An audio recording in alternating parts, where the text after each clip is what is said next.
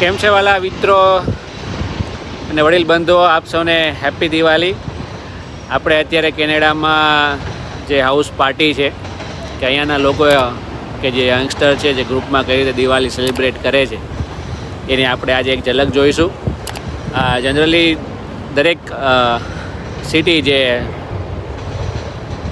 જ્યાં Indian community વધારે હોય છે ત્યાં મોટાભાગે એક વિશ્વ હિન્દુ મંદિર હોય છે જ્યાં મોટાભાગે મોટા ઉત્સવોનું સેલિબ્રેશન કરવામાં આવતું હોય છે. પણ એ સિવાય પણ બધા જે સંબંધીઓ હોય છે ભેગા થઈને એક નાની એવી પાર્ટી કરતા હોય છે.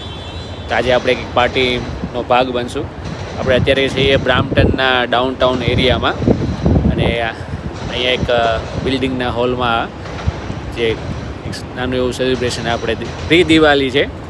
ઇન્ડિયામાં સવાર છે ને અહીંયા દિવાળીની આગળની રાત છે, તો આપણે સેલિબ્રેશનનો હિસ્સો બનીએ અને જોઈએ કે વિદેશમાં પણ જે ગુજરાતીઓનો જે ઉત્સાહ હોય છે તે ઉત્સાહ કેવો હોય છે અને જે આ તહેવારો છે એ જ આ બધાને આજે વીકડે છે, ચાલુ દિવસે પણ બધા પોતપોતાની રીતે થોડી ઘણી મહેનત કરીને આયોજન કરીને કઈ રીતે ઉત્સવ કરે છે. આપણે એક નાનકડી એવી ઝલક કેનેડામાં આપણે લઈશું. ચાલો મારી સાથે આ એક દિવાળીનો ઉત્સવ કરવા માટે.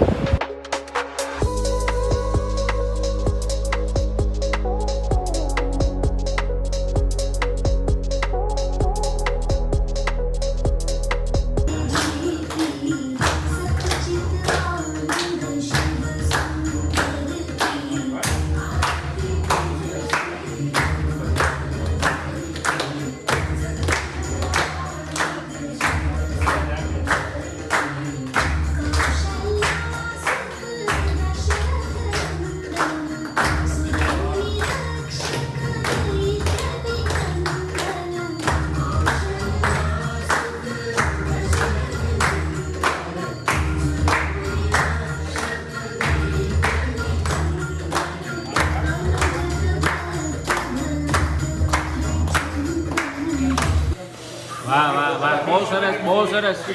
આ જ કરવાનું છે.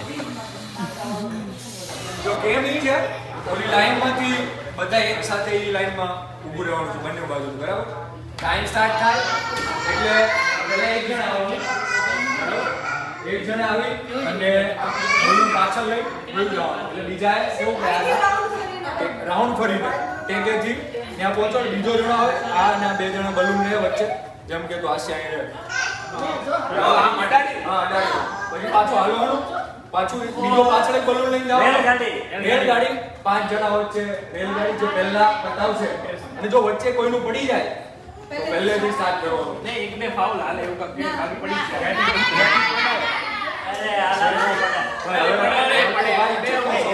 નીડવા પડે હું પાછળ રાખ.